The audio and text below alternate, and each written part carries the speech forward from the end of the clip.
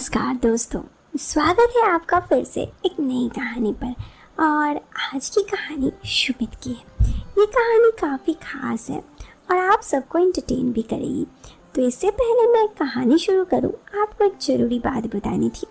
दोस्तों, अगर आप चाहते हैं कि इस कहानी की ऑडियो क्वालिटी आपको पसंद आए जब आपके कानों तक पहुंचे, तो बस 2 काम ज़रूर करें। एक तो ईयरफोन का यूज़ करें, इससे ये कहानी आपको बहुत ही ज़्यादा अच्छी लगेगी।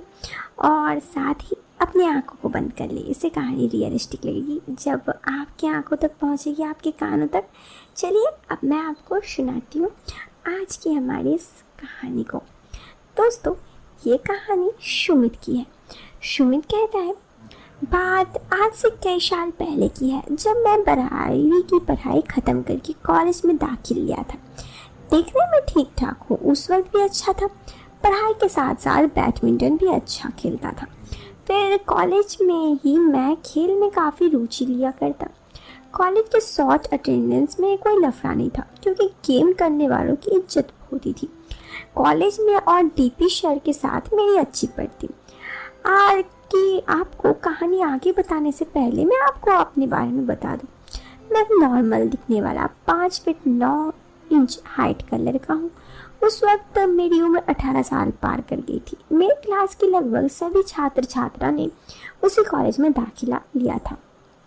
कॉलेज में धीरे धीरे मज़ा आने लगा। सबके साथ हाय और बातचीत होने लगी, क्योंकि ज़्यादातर क्लास के स्टूडेंट जान पहचान थे। मैं अपने एक दोस्त कुलदीप के साथ बैठा करता था। एक दिन मैंने देखा कि हमारी क्लास की एक लड़की मेरे स्कूल की दोस्त अंजू पर लाइन मार रहा है। मुझे ये देखकर हंसी आ गई। फिर क्लास ख़त्म होने के बाद मैं अंजू के पास गया। मैं बोला, क्लास में तुम्हारा एक बड़ा आशिक पैदा हो गया। ये सुनकर उसका मुंह उतर गया। वो बोली, हाँ जानती हूँ, उसी आशिक ने मेरा जीना हराम करके रखा है। जहाँ भी जाती हूँ मेरे पीछे पीछे आ जाता है। रास्ते में कई बार हाथ पकड़ लेता है।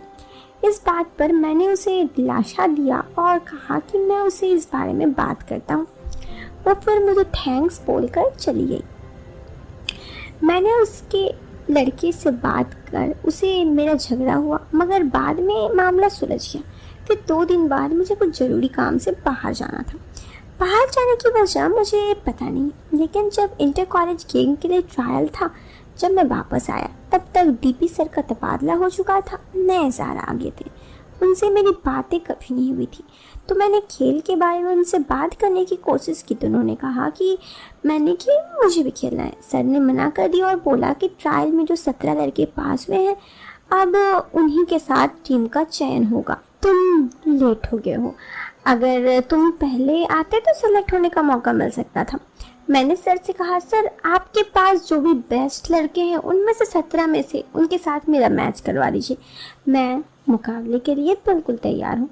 अगर वो मुझसे बेहतर हुए तो आप जो कहेंगे मैं वो करूँगा। इस बात पर सर चिढ़ गए और उन्होंने उन 17 लड़कों के साथ ही मेरा मैच करवा दिया। मगर मैं खेलने में बहुत अच्छा था और आगे भी, तो मैंने 17 को ही हरा दिया। इतने मैच एक साथ होने के कारण मैं पूरी तरीके से थक चुका था। सर ने मुझे टीम में ले लिया। मैं उस दिन बहुत खुश था। मुझे मेहनत तो बहुत करनी पड़ी, लेकिन उसका फल भी अच्छा मिला।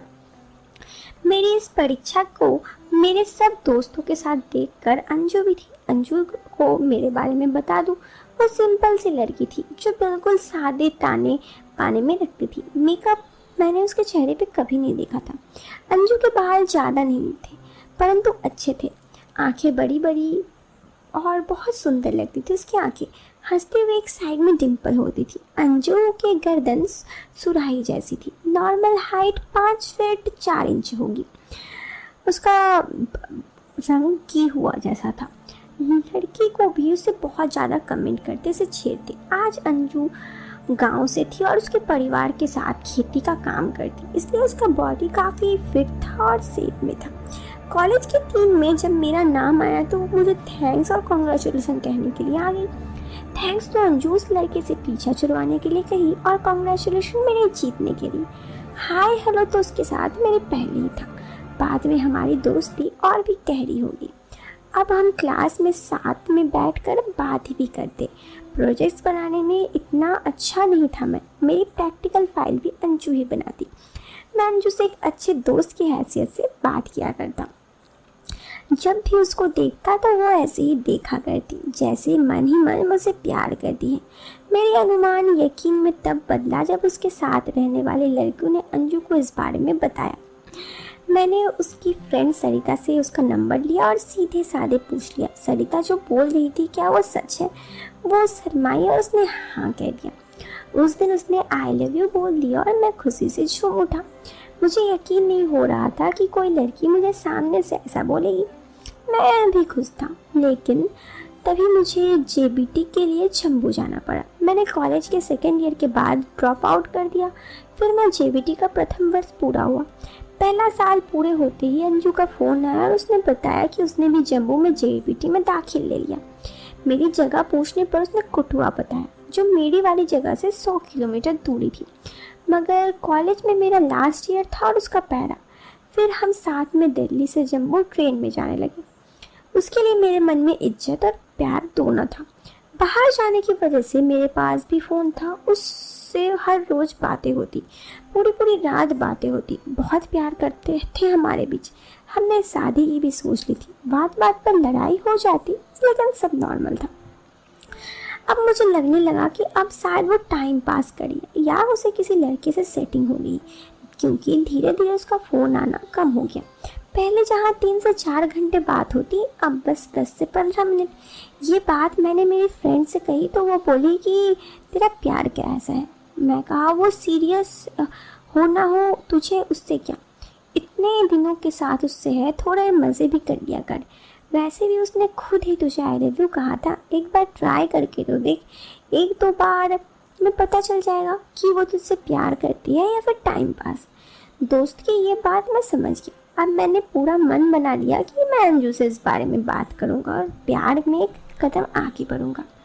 मैं भी देखना चाहता था कि क्या वो इस सब के लिए तैयार है।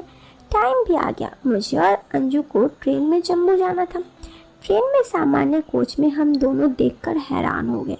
बहुत भीड़ था। फिर हमने स्लीपर बस में जाने का प्रोग्राम बनाया। स्लीपर बस दिल्ली ISBT से मिल जाती। हमने स्लीपर सीट ले ली। सीट पर जाते ही थोड़ी देर बस चल पड़ी। हमने साथ में खाना खाया और वहाँ बात करने लगे। उसके हाव भाव से मुझे बहुत अजीब लगा। वो यही अंजू थी जिसको मैं स्कूल से जानता था। काफ़ी बदल गई थी।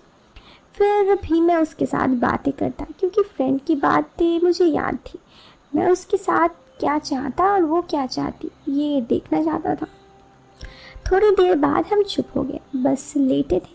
फिर मैंने धीरे से उसके हाथ पकड़ा। वो बोली क्या कर रहे हो? मैंने कहा हाथ पकड़ रहा हूँ। फिर उसने कुछ नहीं बोला। मैं उसके हाथों को सहलाया और धीरे धीरे आगे बढ़ा। वो बोली क्या कर रहे हो? मैंने कहा कुछ नहीं, प्यार कर रहा हूँ। वो बोली प्यार या कुछ और? मैंने कहा कुछ भी समझ लो। ये कहते हुए मैं आगे बढ़ा। पहले तो वो बोली कि क्या? मैंने जब कुछ कहा कि इतना भी हक नहीं है, तो वह विरोध नहीं की और मेरे साथ देने लगी। तभी बस काफ़ी देर चल चुकी थी, तो अचानक से बस रुकी और मैं केबिन से बाहर निकला। अंजू वहीं पर थी। मैं बाहर गया और वॉशरूम से आकर वापस सीट में बैठ गया। अंजू अब भी वहीं थी। मैं चुपचाप वहाँ आया और केबिन लॉक कर दिया। वो बोली मुझे कुरकुरे खाना है। मैं वापस नीचे गया और उसके लिए कुरकुरे ले आया। अंजू अब मुझे छेड़ रही थी और बोल रही थी, चिढ़ा रही थी कि तेरा है पर मेरा है। मैं उसकी बातें करने का बिल्कुल मन नहीं कर रहा था, क्योंकि वो मुझे तंग कर रही थी। उसकी बातों से मुझे गुस्सा आ रहा था। खुद ही प्यार प्यार चिल्लाती रहती, लेकिन अब जब कुछ करने का समय आया तो वो भाव खा रही थी। थोड़ी देर बाद उसने मुझे फिर कहा तेरा है पर मेरा है। इस बार वो मुझ पर ऐसे कह रही थी और आंखों से इशारा कह रही थी।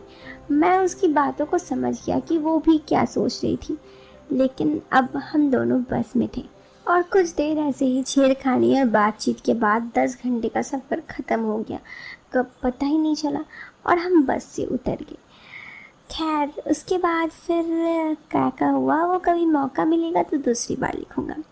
इस वीडियो से मैं लेता हूँ अलविदा। दोस्तों ये कहानी तो यहाँ ख़त्म हो गई।